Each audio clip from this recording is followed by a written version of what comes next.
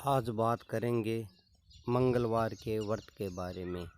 अतुलित बलधामं हे बसेलावदेहं दनुजवन कृशानं ज्ञाननाशक्रकन्यं सकलगुणनिधानं भानराणामधीशं रघुपतिप्रियभक्तं वातजातं नमामि। मंगलवार के व्रत की कथा कि महामुनि व्यास जी ने कियो कि नैमिषारण्य के मायने 88,000 ऋषि इकट्ठा हुआ। सूत जी महाराज ने पूछो कि हे मुनिवर, आपने कई पुराणा की कथाएं बताई है, पर यहाँ लो भी एक व्रत बताओ जको शोक रोग अग्नि सर्प आदि को जो को भय है वो भी दूर हो जावे। सूत जी महाराज कियो, हे मुनियो, आप बहुत ही सुंदर प्रश्न करियो। ई प्रकार को युधिष्ठिर ने भगवान कृष्ण के सामने कोई प्रश्न करियो। ध्यान पूर्वक सुनो। हस्तिनापुर की राजसभा के मायने भगवान कृष्ण बैठा हा, बट युधिष्ठिर जी ओ प्रकार को प्रश्न करियो कि हे प्रभु, बहुत सी आपने कहानियाँ सुनाई, व्रत सुनाया, पर यहाँ लो व्रत बताओ जका मनुष्य रोगों चिंताओं भयों पुत्र की प्राप्ति हो जावे, यहाँ लो बताओ। तो भगवान बोलिया कि हे युधिष्ठिर, प्राचीन को तन इतिहास बताऊं, ध्यान पूर्वक सुन। एक कुंडनपुर नाम को एक नगर हो, बिके मायने नंदा नाम को एक बुद्धिमान ब्राह्मण रहतो हो। बिके घराली को नाम हो सुनंदा। सुनंदा बहुत ही पतिव्रता स्त्री ही हनुमान जी महाराज की आराधना करती, मंगलवार के दिन आपको व्रत करती, एक समय भोजन करती और हनुमान जी महाराज के भोग लगा करके और खुद भी प्रसाद ग्रहण करती। एक समय की बात है, मंगलवार के दिन घर के मायने अन्न बहुत कम हो, भगवान के भोग को लगा सकी। बा मन में प्रण करियो कि यदि 7वें दिन फिर भी यदि मंगलवार आएगो तो भगवान के भोग लगा करके और मैं प्रसाद ग्रहण करूँगी। ई प्रकार को बा आपके मायने प्रतिज्ञा करी। तो वह रोज आप जल ग्रहण नहीं करती। सुनंदा प्रतिदिन भोजन बनाती और ब्राह्मण देवता को खिलाती। जी 7वें दिन आयो, मंगलवार को दिन हुयो, वह बहुत बेहोश हो गई। बेहोश होकर के गिर करके गिरी। जिस समय हनुमान जी महाराज प्रकट होकर के बोलिया कि मैं थारे भक्ति हूँ, बहुत खुश हूँ सुनंदा, तू मांग।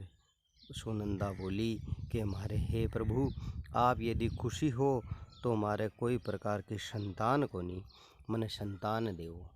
तो हनुमान जी महाराज बोलिया कि थारे एक सुंदर कन्या रत्न की प्राप्ति हुई, जो को अष्टांग दिन रोज प्रतिदिन तन सोनू देसी, बी के कारण थारे तू बहुत धनवान भी हुए।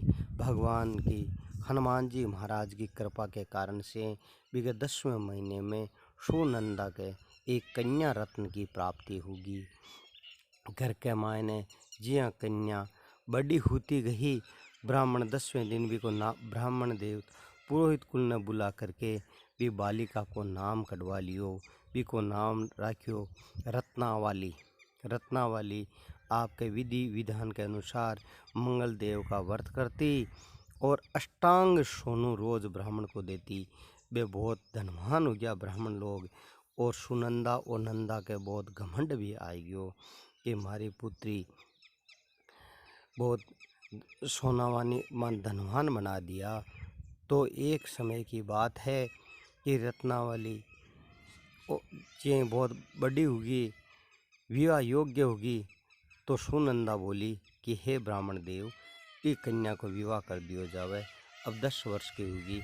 ब्राह्मण देव बोलिया कि बार तो इको विवाह करवा लायक को नहीं। तो वह ब्राह्मणी बोली कि शास्त्रों के मायने आ बात लिखेड़ी है कि 8वें वर्ष में गोरी हुए, 9वें वर्ष में रोहिणी हुए, 10वें वर्ष में कन्या हुए। बी के बाद में यदि रज 16 हो जावे, बी के बाद में यदि आपा यदि दान भी करा, गोरी को दान करा तो पाताल लोक में, रोहिणी को दान करा तो वैकुंठ लोक में, कन्या को दान करा तो इंद्र लोक में सुख की प्राप्ति कर सका।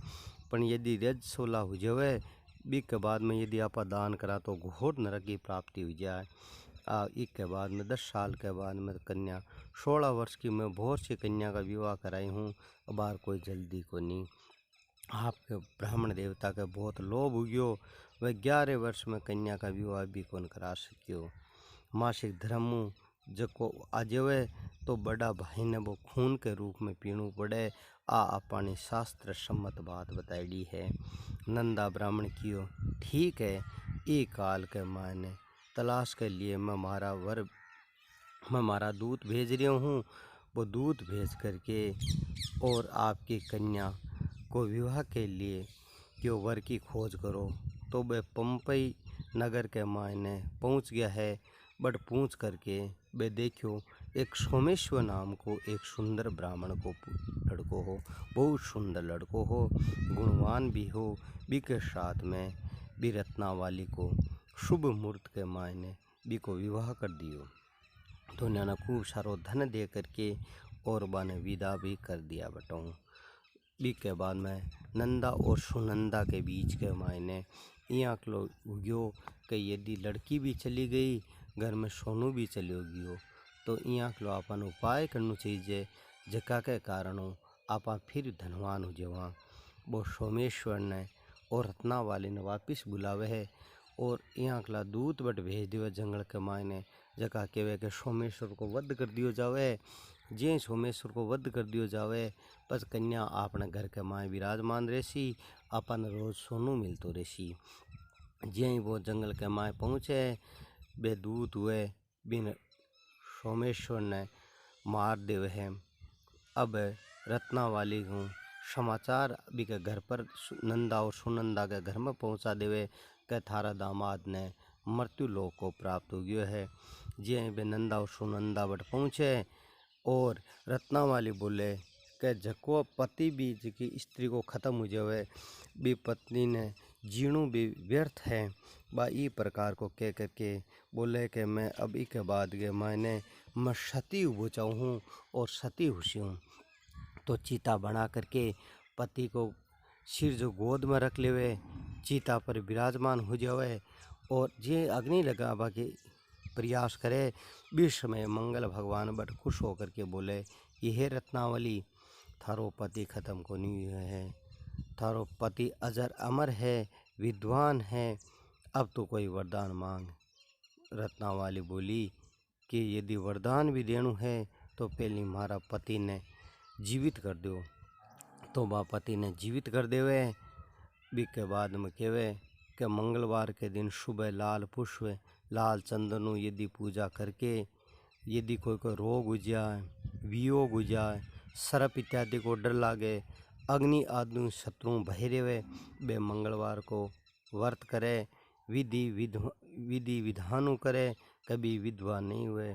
मंगलदेव ई प्रकार तथास्तु कह करके सोमेश्वर ने जीवित कर दे। पुनः जीवित होकर के पति और पत्नी शहर को चला गया और दोनों आपका मंगलदेव को कृपाओं ऐश्वर्य की प्राप्ति होगी। बोले मंगल भगवान की जय हो।